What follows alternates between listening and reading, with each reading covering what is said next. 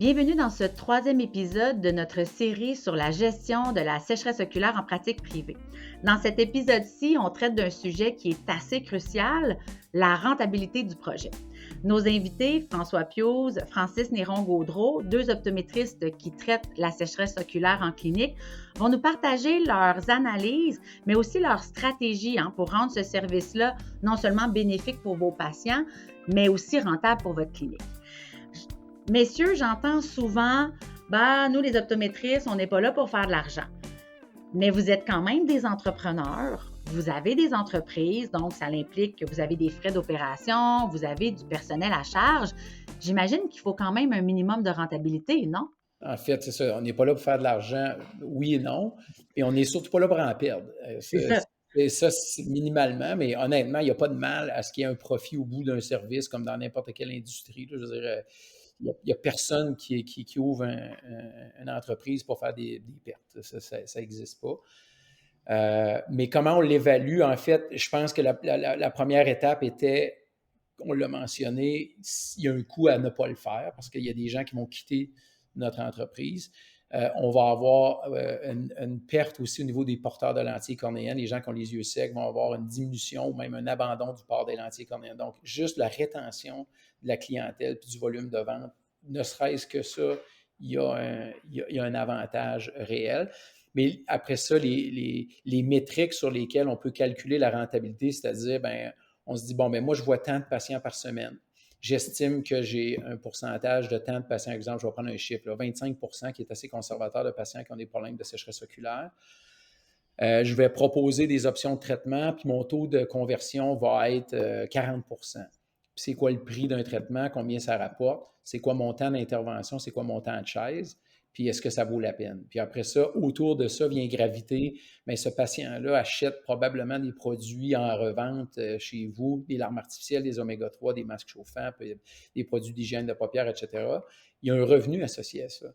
Donc, si on regarde plus globalement, moi, de la manière que je l'ai faite, c'est de dire, maintenant que j'ai intégré la sécheresse oculaire, qu'est-ce que le panier moyen de mon patient a l'air? Est-ce que ce panier-là a augmenté? Est-ce que ça me permet de générer plus de revenus avec le même nombre de patients? C'est peut-être l'angle le plus important, c'est que ce n'est pas nécessairement des patients de plus qui vont venir chez vous, mais votre même patient, vous allez à la fois lui vendre ses lentilles cornéennes, ses lunettes et les soins de sécheresse oculaire. Fait que c'est beaucoup moins de travail et c'est bien moins de travail d'offrir plus au même nombre de personnes que d'essayer d'attirer des gens. Non seulement c'est plus de travail, mais c'est plus cher. Le coût d'acquisition d'un nouveau patient, c'est extrêmement cher. Donc, vous avez déjà ces gens-là sur votre chaise. Il y a 20, 30, 40, 50% peut-être de ceux-là qui ont besoin à degrés divers de soins puis de produits. Moi, ce que je me suis rendu compte, c'est que ces gens-là ont fait grossir le panier moyen de façon très, très significative au fil des années. Et j'avais aussi une loyauté plus grande. J'avais une meilleure fidélité de ces patients-là à long terme. Et aussi, j'avais remarqué, là, surprenamment, que les gens qui pouvaient partir avec leurs ordonnances, dire, écoute, j'aime ton examen, François, mais j'aimerais avoir mon ordonnance, je vais aller acheter mes lunettes ailleurs, ce qui est bien correct. Mais ces gens-là, pour lesquels je n'avais pas de succès à vendre des lunettes ou des lentilles cornéennes, achetaient des soins de sécheresse oculaire. Je venais chercher autre chose. Puis éventuellement, ces gens-là sont devenus des bons clients, des fois même sont revenus acheter leurs lunettes ou leurs produits chez nous parce qu'on a développé un lien de confiance qui va au-delà des problèmes réfractifs. Il y a une fidélisation, puis il y a une loyauté. Donc, c'est un meilleur, peut-être, j'essaie le mot en français, un building block, là, mais c'est un point de départ plus solide pour la croissance d'une pratique. En tout cas, si j'étais jeune optométriste, je me questionnerais avant de ne pas offrir ces services-là parce que c'est ce qui nous a permis. Moi, j'ai reparti une clinique en 2016, puis ça nous a permis d'avoir un démarrage beaucoup plus rapide. OK. Francis, de ton côté, est-ce que c'est similaire? C'est exactement ça. C'est le gros point qui ressort positif. Puis je pourrais parler un peu des réticences des gens pour avoir, mais fidéliser la clientèle, tu offres un service 360, les gens qui rentrent chez vous, qui vont, tu peux pas, t'as plus de patients qui ont besoin, je vais recommencer ça à zéro. ton patient qui vient, mettons que tu veux développer une journée de sécheresse oculaire ou quelques rendez-vous par semaine de sécheresse oculaire, ben 100% de tes patients qui vont être assis dans cette plage horaire de cet rendez-vous-là ont un réel besoin. Donc, tu sais, ce qui veut dire que ça sera jamais ça dans un examen de routine pour un examen oculaire standard. OK, là, tu as la chance d'avoir un patient qui peut te rapporter quelque chose du jour 1, du rendez-vous à chacun de tes rendez-vous. Après ça, est-ce que le patient est prêt à payer tes technologies et tout ça? Ça, c'est d'autres choses.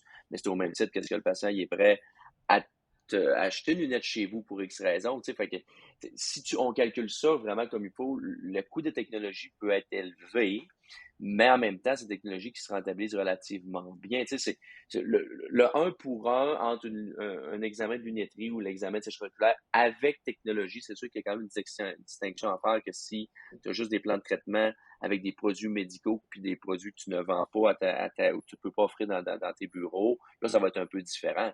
Mais si tu as de la technologie, tu as des produits à offrir, puis les gens adhèrent à ça, puis font leur traitement chez vous, c'est pas moins bon qu'un examen de la vue si on calcule un patient pour un patient. Ça, c'est sûr, avec la possibilité de vendre une lunette ou des verres de contact. Puis en plus de ça, par contre, ton patient qui est en lunetterie chez vous, puis en plus que tu offres les traitements qu'ils ont besoin pour leurs yeux secs, c'est les paniers moyens augmentent. Là, je suis 100% d'accord avec François.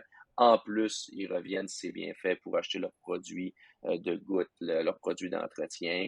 Puis, tu sais, moi, j'avais fait des calculs juste un peu avant. J'ai aucune idée, François, c'était tes chiffres. Là, puis moi, c'est pas à tort ou à raison, c'est correct, mais c'est juste en produits de vente, ça représenterait 10% de notre chiffre de lunetterie. Okay? Ouais. Puis je parle pas des traitements, je parle juste des produits connexes proposés. Ben, tu vois, moi, je vais te l'imager aussi autrement. Nous autres, nos produits de revente payent le salaire de 2 employés dédiés à la sécheresse oculaire, juste les produits de revente.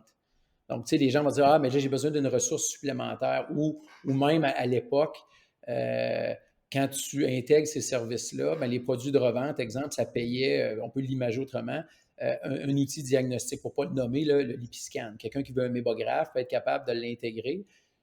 Juste les frais, lorsqu'on intégrait une mébographie dans l'examen, ben, les frais que ça exigeait de faire une mébographie, plus les produits de revente, ça payait et le Lipiscan, plus la personne qui l'opère. Donc, ça s'auto-payait. Ça, c'est sans compter si, ultimement, le patient allait dire, sais-tu quoi, oui, en plus de ça, je vais prendre un plan de traitement avec des procédures en bureau, bien, ça venait bonifier la rentabilité. Donc là, on tombait plus dans les profits. Fait que, c'est probablement un travail qui est pas assez fait. Le côté, on va dire, financier de la chose, les optométristes ne sont pas formés pour ça. Puis le but, c'est pas nécessairement de devenir des gestionnaires, mais il y a un minimum, des fois, à se poser les bonnes questions. Puis ces questions-là sont bonnes dans le reste de votre pratique. Moi, si je vous donne mon exemple personnel, je suis devenu un meilleur gestionnaire après que j'ai intégré la sécheresse oculaire parce que je me suis mis à regarder des datas, ce que je regardais moins avant. Là, je me disais, ça m'a tellement coûté cher que là, je vais être sûr que j'ai un retour là-dessus. C'est quoi mon temps de chaise? C'est quoi le taux de conversion? Combien je vends? Etc. Puis je me suis dit, ben mon Dieu, là, quand je fais un exercice de prévisionnel, puis ça ressemble à ça, ben, je suis capable d'implanter des choses qui sont calculables. Puis je suis capable de prévoir le retour que je vais avoir.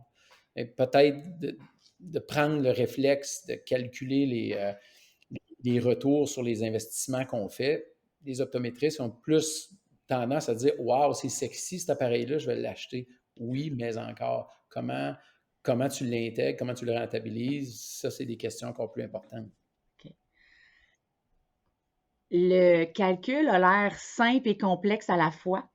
Est-ce qu'il y a des templates, je veux dire, des fichiers Excel, là, peut-être à travers les programmes ou de mentorat dont vous parliez tantôt, où un peu à partir de ces chiffres au niveau clinique, patient, estimation du nombre de patients de sécheresse oculaire, une espèce où on rentre les chiffres et là, boum, on nous dit combien de patients on doit réussir à convaincre pour rentabiliser l'investissement initial? Il en existe. Il y a plusieurs partenaires de l'industrie qui ont développé ça parce qu'évidemment, quand ils se présentaient chez un optométriste en disant, ben voici cet outil-là, c'est fantastique, tu devrais rentrer ça dans ta pratique, tu vas avoir du succès. La question, c'était toujours, oui, combien ça coûte? Bon, évidemment, l'optométriste, c'est le réflexe premier. c'est pas mauvais, mais aussi, il faut se dire combien ça rapporte. Il faut poser la question des deux bords. Combien ça coûte, combien ça rapporte. Et ces gens-là, évidemment, c'est des compagnies qui sont habituées de gérer des chiffriers Excel. Ils disaient, bon, regardez, je le sais, la réponse est déjà là. Toi, tu vois combien de patients par semaine. On a tant de patients qui en ont besoin, donc tu as besoin de faire tant de traitements par année. Après ça, il break down. Combien par mois, combien par semaine, combien par demi-journée. Là, tu as toujours un objectif. Puis tu sais concrètement, demain matin, quand tu te présentes à ta clinique, ça devrait ressembler à quoi ton taux de captation, ton taux de conversion. Mais il existe plusieurs templates qui vont dire, bon, ben écoute, moi, j'ai acquis telle technologie, je fais tant de traitements par semaine. Le traitement prend tant de temps. Puis, je m'attends à voir quel retour. Puis, est-ce que, par exemple, il y a un employé à qui je délègue ce traitement-là, je vais avoir un retour différent que si je le fais moi-même. Les optométristes, des fois, oublient de calculer leur temps d'intervention, mais il y a un coût. Notre plus gros coût, c'est notre temps de chaise. On ne le calcule pas, là, mais il faut savoir que notre temps de chaise est super précieux. Surtout les cliniques achalandées, on va dire, ben là, si je m'absente 30 minutes pour faire un traitement de radiofréquence, que je facture, je ne sais pas moi, 300 $ alors que j'aurais pu, dans le même 30 minutes, voir un nouveau patient vendre une lunette en moyenne à 1000 $, mais j'ai peut-être perdu 700. Il faut vraiment trouver des façons de l'intégrer où c'est rentable. Et ça existe. Il y a des outils pour ça. Puis le gros point qu'il faut être, en tout cas, bien établi puis organisé, c'est tout le côté éducation, suivi, puis tu sais, où ce que là, tu n'as rien à offrir à vendre, puis certains cas peuvent nécessiter beaucoup de suivi, ou que là, ça peut paraître non rentable, OK, à court terme, parce que si tu revois 3-4 fois le patient là dans ton bureau, puis que c'est juste pour répondre à des questions, des questionnements ou des insatisfactions, c'est sûr que là, c'est mal géré, puis tu vas dire, OK, je devrais continuer à faire un examen de la vue, puis tout ça. Mais faut toujours le doser comme il faut, puis te servir de notre staff pour être capable de déléguer beaucoup pour que la pratique devienne rentable. Puis toi, tu continues à faire ce que tu es bon à faire là, initialement. Est-ce que dans le traitement de la sécheresse oculaire, on est un peu comme dans une ruée vers l'or? En ce sens que les premiers qui sont arrivés ou qui arrivent encore sur le marché auront peut-être ou ont peut-être plus de facilité à rentabiliser que, tu sais, en fait, au fur et à mesure qu'il y a des joueurs, des optométristes qui vont s'ajouter dans le traitement, est-ce qu'à un bon moment donné, ça va être difficile de rentrer puis de rentabiliser parce que le besoin dans la population sera bien desservi? Est-ce qu'il y a une urgence d'agir? Moi, je pense que non. Puis plus il y a des gens, tu sais, chacun a assez de patients déjà dans sa pratique pour s'auto-générer des traitements. Là, OK? Peu importe le nombre d'optométristes ou de collègues que vous avez à même la clinique ou dans le groupe que vous êtes. Fait que ça, pour moi, n'est pas un enjeu. Et à l'inverse, plus il va y avoir d'optométristes qui vont offrir les traitements, plus il va y avoir de gens il y a plus de gens qui vont en entendre parler. Donc, tu sais, avec l'arrivée d'un nouveau produit, on le vit. Et toutes les compagnies, nous, on en fait encore plus. Fait que il manque d'éducation dans le domaine. Souvent, on est encore vu, OK, tu es le premier à me parler d'une glande de mébomius, par exemple.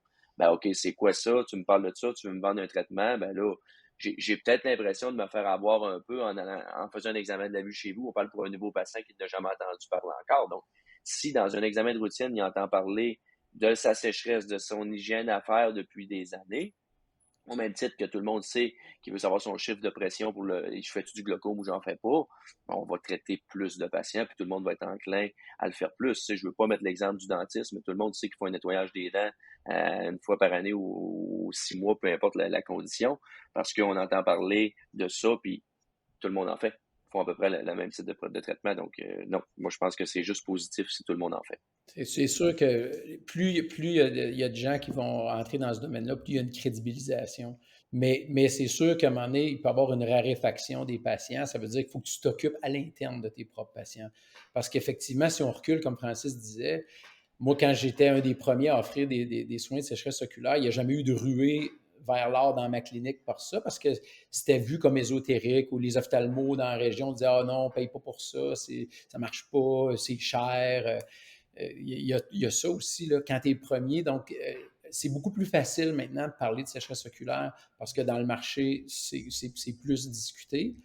Mais aussi, comme Francis mentionnait, auprès de nos patients, nous, ça fait 10 ans que quand ils viennent nous voir, on leur parle de la santé de la surface de l'œil, ce qui faisait pas partie, moi, de ma pratique. Si je recule, il y a 30 ans, quand j'ai commencé, on faisait pas vraiment on faisait pas vraiment de soucis de ça, là.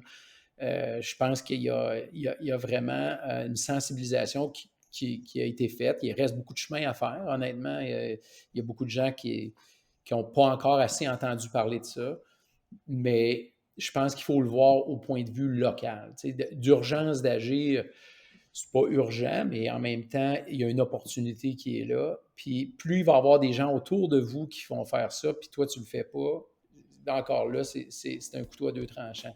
Il faut juste au moins réaliser ça. Merci Francis, François, pour, j'oserais dire, votre regard éclairé sur la rentabilité d'un service de sécheresse oculaire. Hein. En vous écoutant, on le constate, hein, il est possible de combiner qualité de soins et viabilité financière. Dans notre prochain épisode, on va explorer un sujet qui, je crois, est tout aussi important, hein, l'intégration du service dans la pratique. Comment surmonter les défis organisationnels, gérer la résistance au changement, puis assurer une transition fluide pour l'ensemble de l'équipe. Alors, à tous ceux qui ont été avec nous, je vous remercie pour votre écoute et je vous dis à bientôt.